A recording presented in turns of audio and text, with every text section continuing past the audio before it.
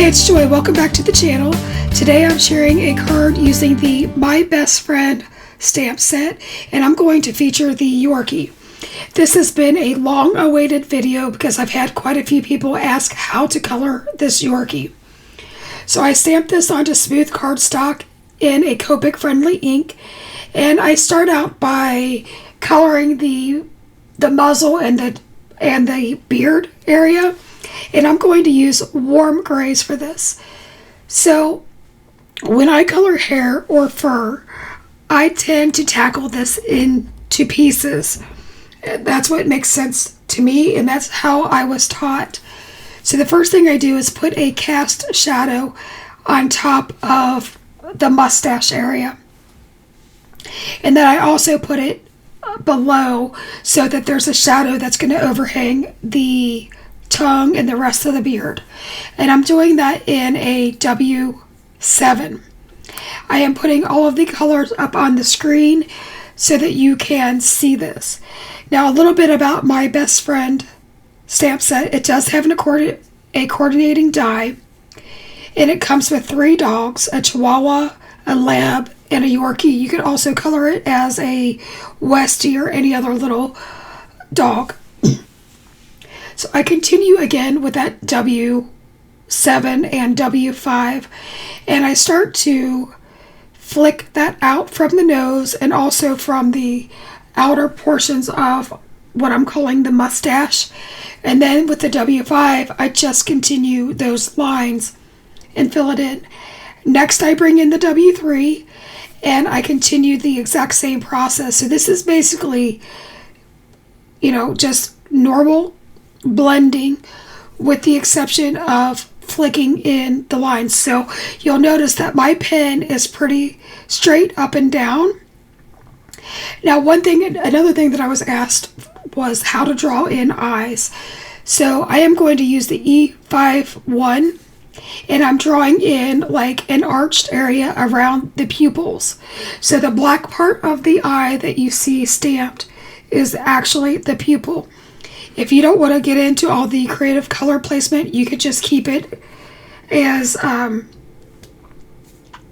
black eye.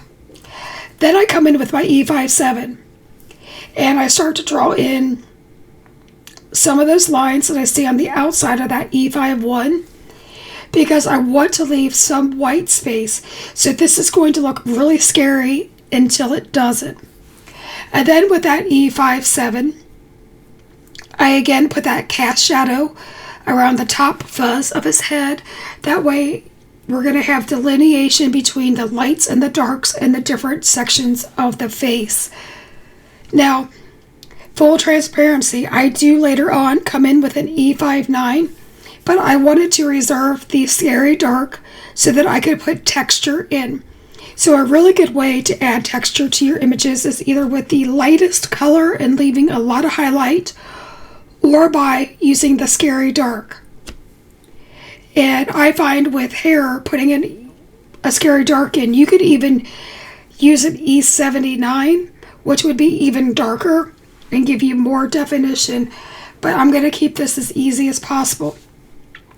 Now, everything that I'm using is going to be linked in the description box below if you are interested, as always.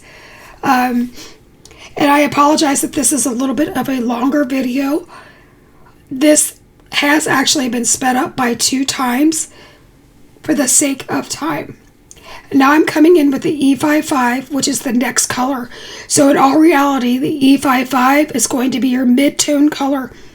And what mid-tone means in the coloring world is that it's the color that your eye sees the most. So in order to have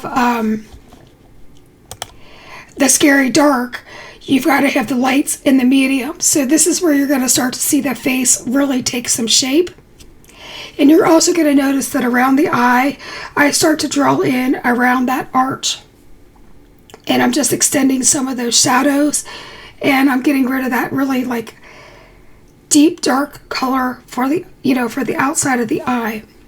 And then I start to feather that in everywhere, basically where there's fur so the face and the paws are all going to be this brown color. And then the the body is going to be the warm grays or the black colors. My next color is the E53, and this is going to be my highlight color, with the exception of I'm leaving some white space. White space is key when you're doing hair or any type of texture. For the eyes, I am using E35 and E97 because they're a little bit golden, which if you ever look at a dog's eyes, sometimes they have that golden look. If you lose some of the white space in your eye, you can come in with a blender pen, which is a 0 for Copics, or you can bring a gel pen in. Now, be mindful that if you use a gel pen, you cannot color over that. So it's the last thing you want to do. You do not want to use any gel or any paints underneath your Copics. So it's the last thing you're going to color. So always be mindful of that, because you can clog up your nibs and you can really mess up your markers and would have to buy another nib later on. Now for his paws, the underneath part where the hair kind of like folds over, I'm doing that all in the E59 because that would be the darkest part, or the part that's in shadow. And then I just start to feather that around so that we get the illusion of a round or three-dimensional item. Next, I come in with the E57, and we're working this the same as we have for all the other part of the image.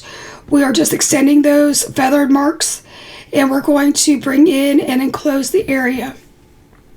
So just keep that in mind.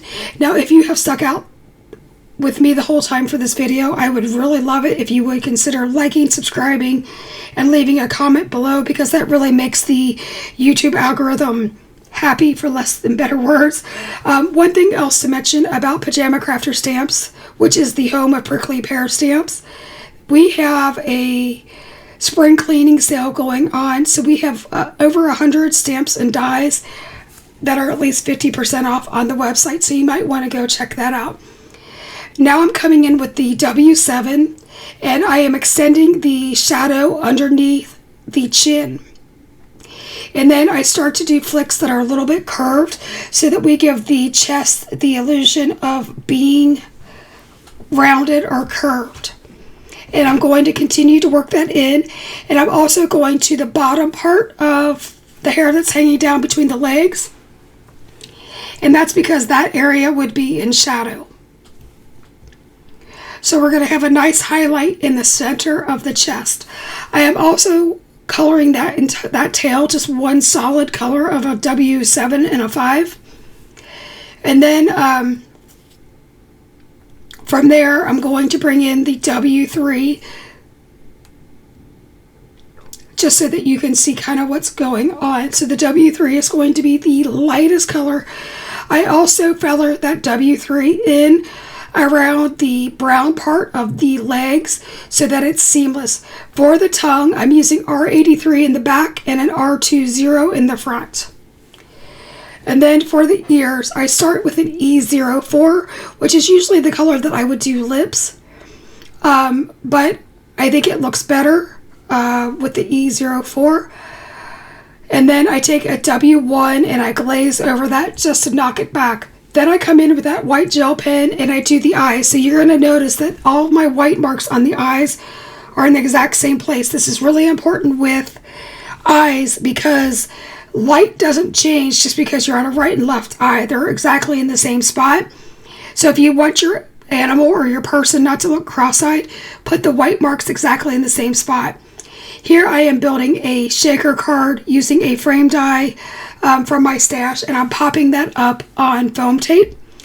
Now I'm using puppy paw clay slices from Pajama Crafter Stamps, and I'm putting that down onto my red panel. You'll notice that it is a pattern paper.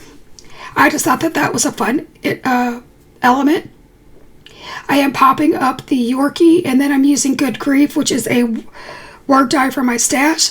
And now I'm embossing the Been Missing You with using my Rabbit Hole Designs embossing tool, which is in the Pajama Crafter Stamps shop. So here's some final looks at my cards, zooming in and out. Thank you so much for hanging out with me. I really do appreciate your time and liking, subscribing, and thumbs upping. Until next time, keep crafting. Be blessed. Bye-bye.